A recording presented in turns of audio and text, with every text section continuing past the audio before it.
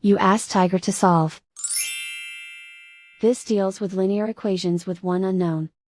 The final result is y equals 1 over 2. Let's solve it step by step. Simplify the expression. Break up the fraction. Find the greatest common factor of the numerator and denominator. Factor out and cancel the greatest common factor. Simplify the fraction. Group like terms. Simplify the arithmetic. Group all y terms on the left side of the equation.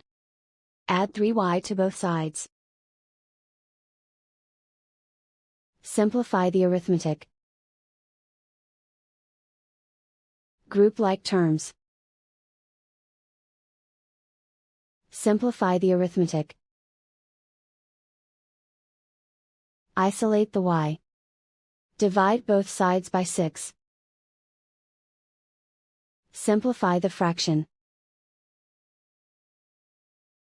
Find the greatest common factor of the numerator and denominator. Factor out and cancel the greatest common factor.